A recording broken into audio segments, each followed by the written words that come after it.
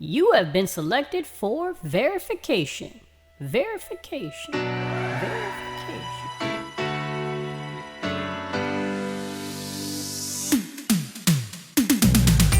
Hey Golden Bears, I'm Mark with the Financial Aid and Scholarships Office. And today, we're going to talk about verification. And I'll try to make it bearable.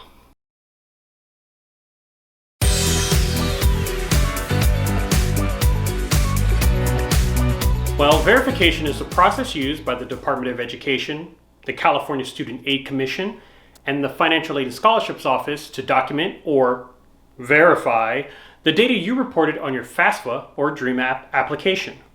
Rest assured, you didn't do anything wrong on your application. Probably. Right about now, you might be asking, what do I need and how will I know? Well, it can depend. But the most common things we request are signed copies of federal tax returns, W-2 wage statements, if you have them, verification of your or your parents' household size, who in the household is attending college, and asset information. Students selected for verification will have a verification task displayed in Cal Central. We will also send you an email to your Berkeley email address. You can access your verification documents through the link in the verification task within Cal Central. That link will direct you to the Berkeley Financial Aid Forms website. If this is the first time you're logging into the Berkeley Financial Aid Forms website, you will need to register. Since the registration process requires a CalNet ID, new students can access the verification forms after committing to Berkeley and after creating a CalNet ID. You can create your CalNet ID when you say yes to becoming a Golden Bear. As soon as you have created your CalNet ID, you can work on your verification forms.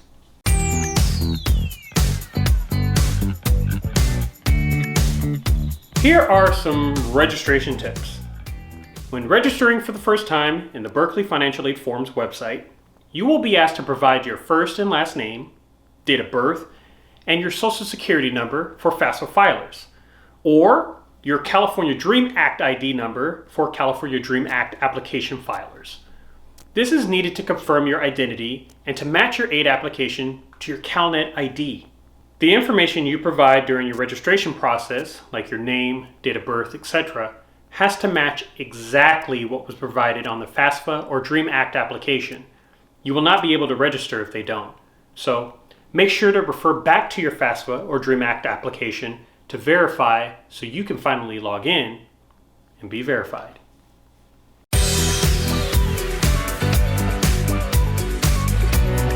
Now let's talk about completing the requirements. When you have successfully logged in, you should be taken directly to the verification tab. Specific tasks will be listed on the blue bars in the middle of the page. You can click on the bars to expand the information and learn more about what is needed. Most requirements can be completed online, including signature requirements. Begin by clicking on individual tasks to read more about what is requested. Some tasks will require you to provide more information in an online form. Other tasks will require you to upload a document, and some tasks will ask you to do both. Follow the prompts and instructions in each task. Some questions asked require a review of multiple possible options, kind of like a multiple choice answer on a test. Whoa, trigger warning. Luckily, this isn't timed. So please, take your time in reading every option before replying. Your answers will determine what types of documentation you will be required to submit, whether it be your tax returns or copies of your W-2 forms, for example. Let's talk signatures. When you get to the signature section, you can e-sign your document or you can opt out of e-sign. Your parents may also be eligible to e-sign documents if their signature is required. Note, if you opt out of e-signing, your parents cannot e-sign. Likewise, if your parents opt out or do not meet the signing requirements, you will not be able to e-sign. To e-sign the documents as a student, you will need to create a PIN. If you had a PIN, but you forgot it, you can click on the link that says Forgot Your e-sign PIN, and you can reset it. After you've signed your documents, dependent students will be presented with a step to request a parent signature. You will need to first select the parent you would like to sign the document. Second, enter that parent's email address. Third, confirm their email address. And finally, select the Send Request button. But which parent is eligible to sign?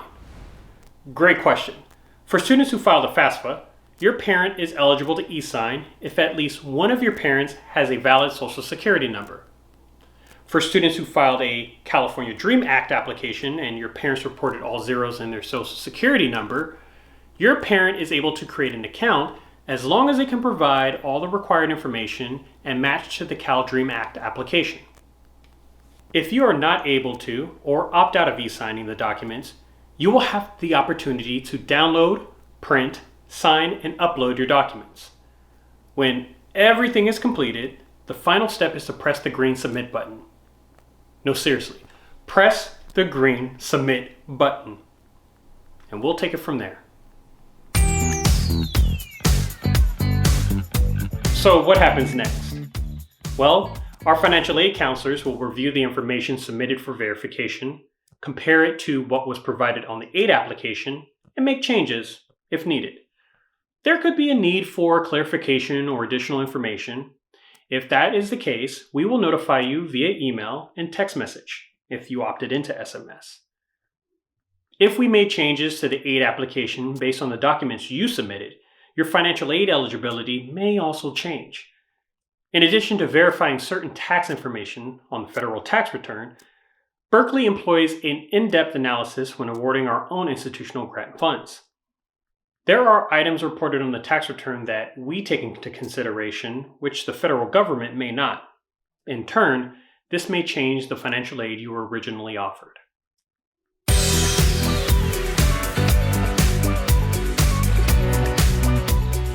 Here are some pro tips from the pros.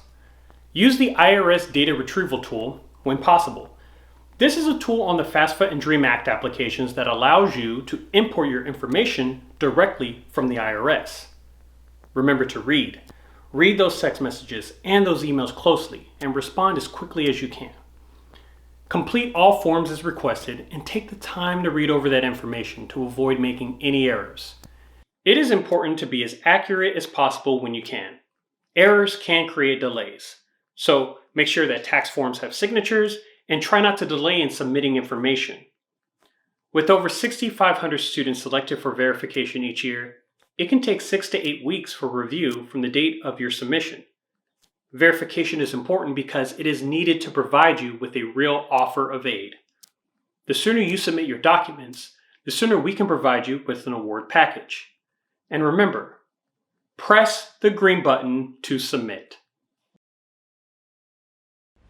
The priority due date is June 30th. Most importantly, we are here to assist you if you have any questions. We want to help. You can check out our contact information right below.